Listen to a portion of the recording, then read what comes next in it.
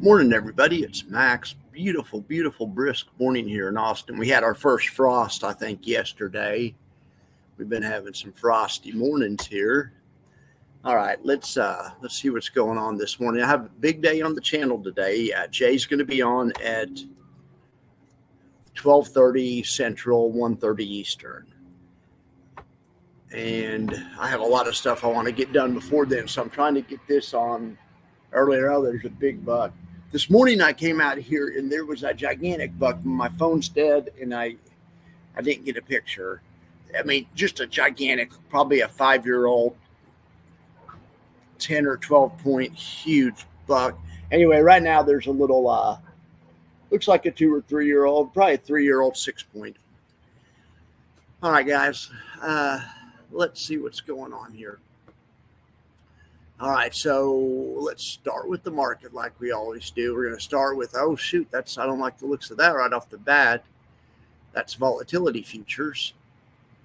Went straight up out of the freaking Bollinger Bands. Now let's see what's going on with SPX. SPX been open 10 minutes. All right, selling off, but I mean, it's right in the middle of yesterday's range. It's still within yesterday's range. Sold off right to the prior day's close.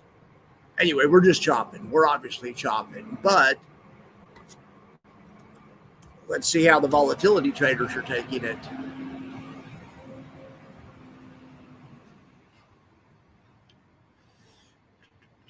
Well,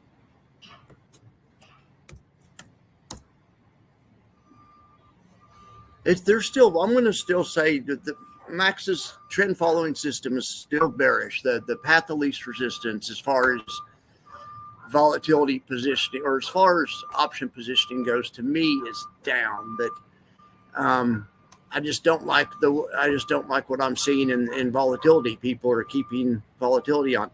Lots of times when you see a condition of volatility up and market up, it's not the usual condition. Usually volatility up, market down. See the condition of volatility up and market up, like we saw yesterday and today and been seeing lately. Sometimes that's a precursor for a decent sized pullback. All right, well, so we're still going to keep the volatility metric bearish. Now let's look at the multiverse.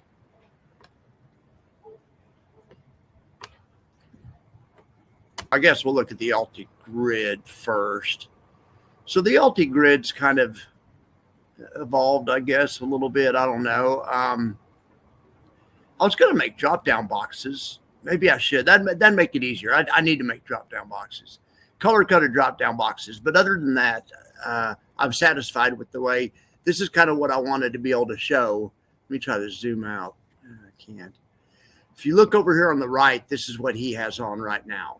And these are the stocks. So usually the newer issues are at the bottom. He just put on Palo Alto and SYM yesterday. That's Symbiotic, a biotech company we looked at. In any event, you can see he has leveraged semiconductors. That's a tech company, MondoDB, I believe, CrowdStrike, Tech, VST. Anyway, he has on all colors, with the exception of a load of dice on Disney, but we're going to talk about that trade. And he has on a call spread on MBLY. And that's definitely something I want to ask him. Why does he have a call spread on an MBLY and a caller on and all these other ones? What's the difference? Because just in case you guys don't know, a call spread is synthetically the same thing as a caller. A call spread without stock, it's a synthetic caller. So watch this. Let's look at the MBLY trade. All right, so they sold the 18 and they bought the 14. That's basically, that's the profit and loss graph of call spread. Now, we're going to duplicate this tab so I can get the same trade up.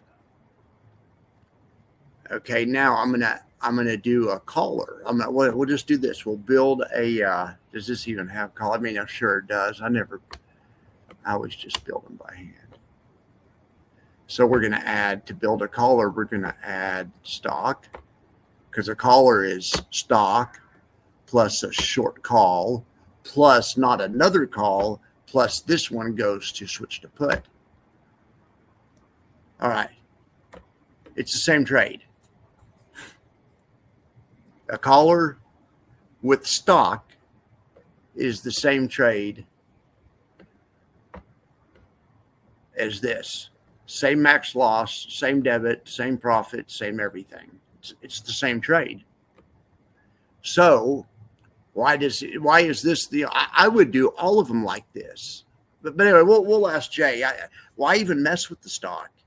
You could get more diversified, because if you didn't have to buy shares, instead of they trade 20 positions, if they didn't have to buy shares, they could maybe trade 40 positions.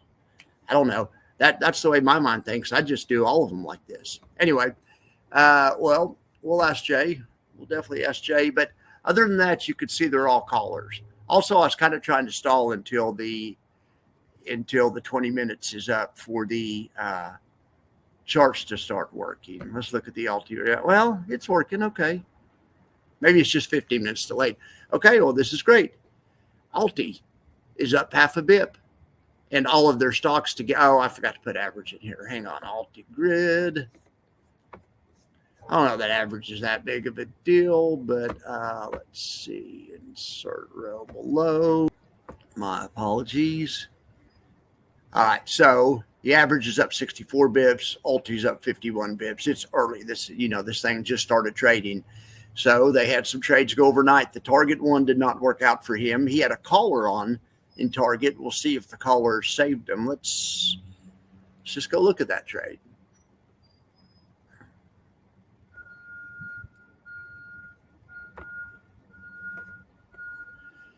All right, we'll scan over here to the Target position. This isn't the Target trade, close enough. They had 38,000 shares. Then they sold the 165 call and they bought the 145. Okay, so when the trade was put on a few days ago, let's see what Target was trading at.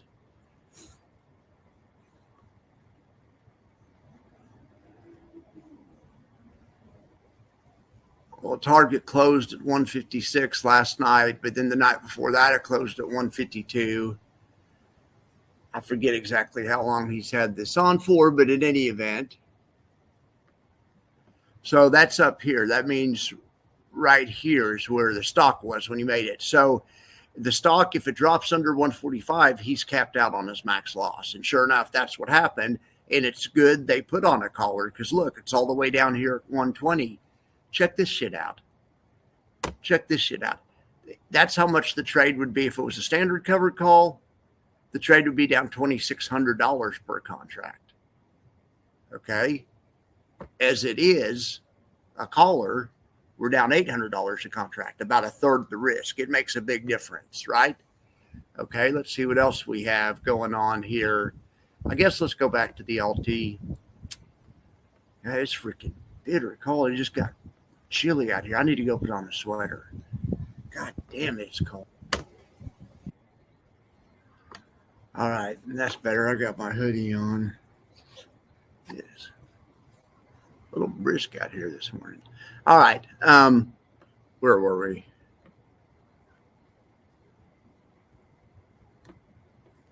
I was showing you guys the Target caller. Anyway, he saved himself,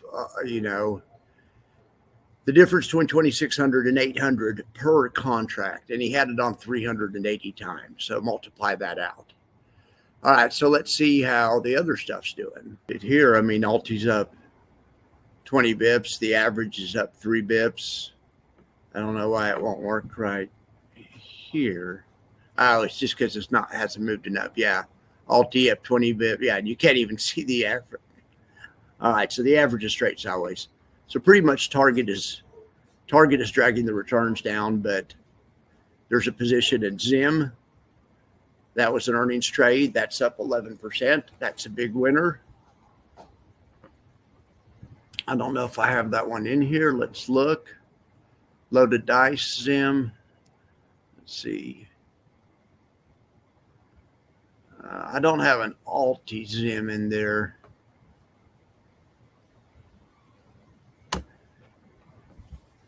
Jay had on a collar, so it's a little different, but a person could have done a trade like this as well. It would have worked out really nice. $105 income on about $350 risk.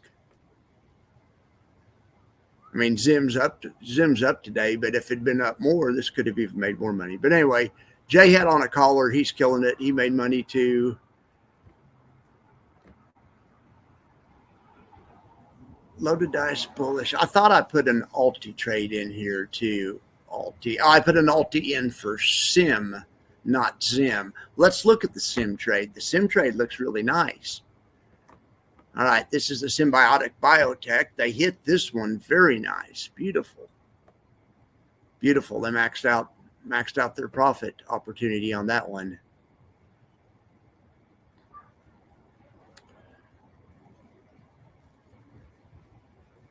All right, so let's see what else we have in the Ultiverse. Target down, Sim up, NVIDIA up 105,000. This is that trade's left over from last week.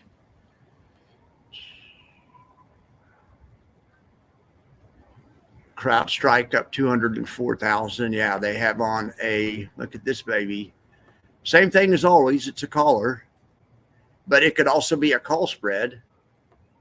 If it was just two calls and no stock, it could look just like this and be a call spread. Same risk, same everything. Or if it's stock plus a short call and a long put, call it a collar, and it looks the same way, but it costs more money because you have to have money for the shares. It just ties up more capital. I guess we looked at ULTY enough. ULTY's doing well, evidently. Let's go over to the, oh yeah, I was going to tell you about the Disney trade. So right here, I keep forgetting to save it. I fixed this a million times. This is still 1,000 contract four-way. Let me just remove this one. This is a loaded dice, which is a risk reversal and no stock. This is the smart way to do it. Jay finally listened to me and started doing it this way on some of them. He had this on, I want to say he had this on 2,000 times, 2,000 contracts, calls and puts, 4 of them, but times 2,000. Then he went down to 1,000. Then he went down to 500. Now he's at 250. And I bet you tomorrow he'll be all the way out. So that's called legging out. This was a big winner, but Disney has kept kind of going up. As long as Disney keeps appreciating, when you play a structure like this, you aren't capped. And that's why I believe Jay legged out of it. So you take a little bit out and hopefully take some more out tomorrow at a higher price. If you take half out today, take the other half out tomorrow, hopefully at a higher price when you have an asset that's trending. I mean, that's the idea. Now let's see what Disney's been incredible. Yeah. Jay put this on back here when Disney's price was around 102. So that's been a really nice trade. That's been a big winner. All right, what else should we look at in here? Mara, MicroStrategies. They're all just callers, so each individual trade isn't that interesting to look at. I'm mainly interested in the risk reversals, which are the four-legged spreads with no stock. But callers, they're all the same. They're all monetizing the same source of income. They're just doing it a different way. Okay, so let's go over to the index buffer report. You guys know how much I love my index funds. SPY-T down about as much as the benchmark. XFAL doing well today, not down at all. It looks like where the benchmark's down. T-SPY catching about 3/4 of the downside. WDTE catching all the downside and then some.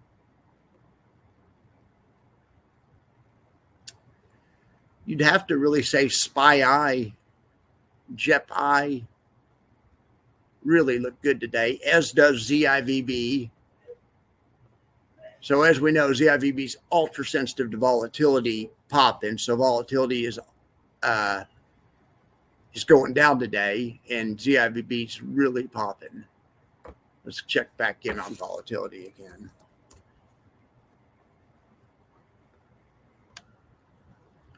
I mean, this measure of it's going up.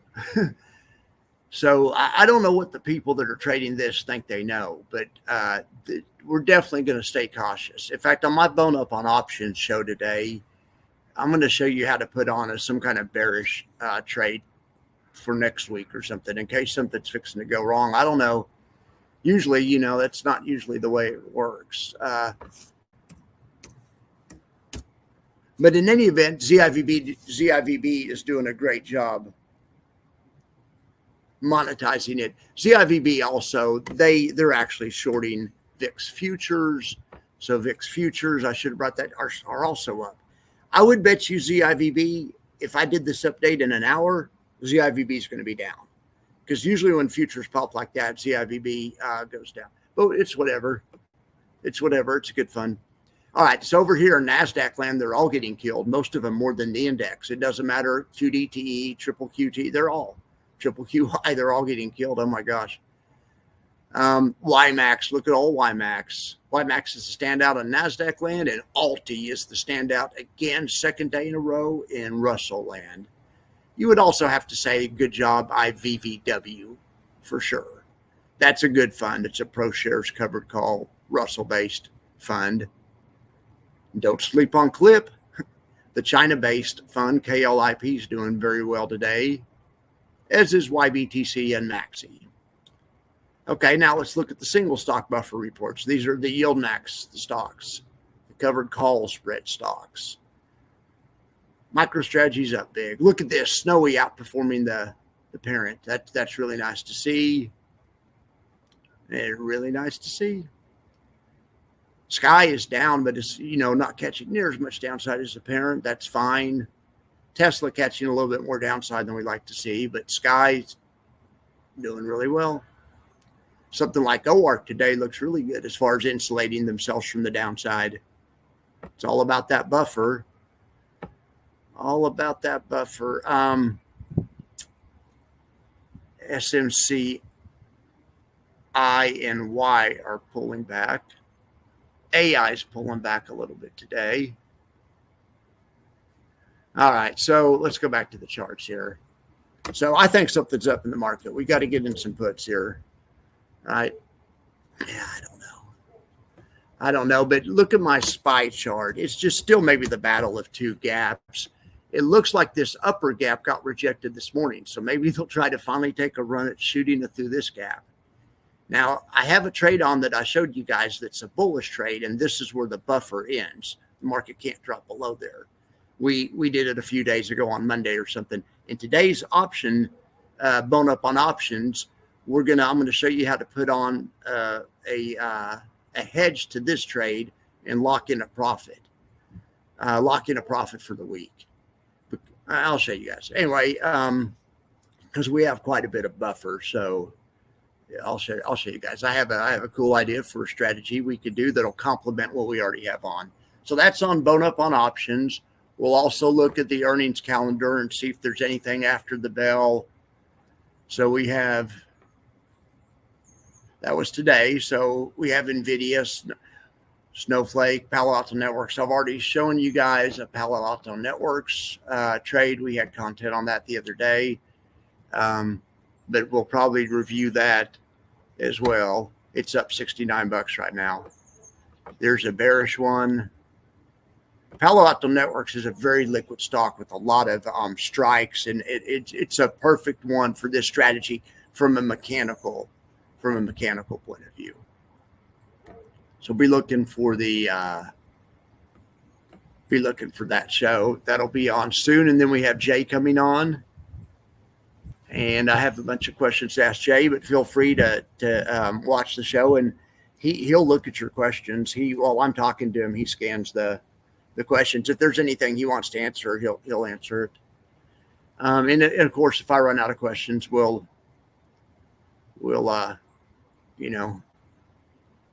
yeah, there's our okay. So we have a bullish. I showed you guys how to do a bullish Palo Alto and a bearish Palo Alto. So there's the bullish Palo Alto Networks. And then we have a bearish one. So all we have to figure out is is earnings going to be good or bad? And if we know that, then we play, if earnings will be good, we play the bullish one. The thing is, as long as they don't miss by too much, sometimes the bullish one will still win. That's the big thing I like about those types of trades.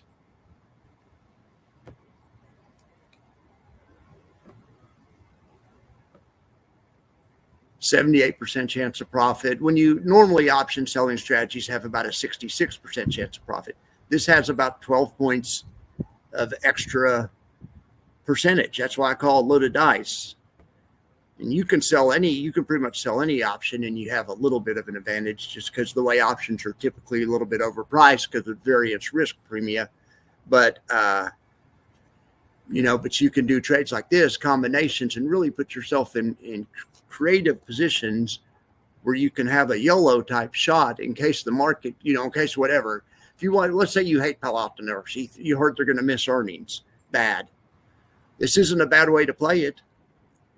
It's one of many ways, though. If you guys have other ways to play earnings, there's a jillion of them.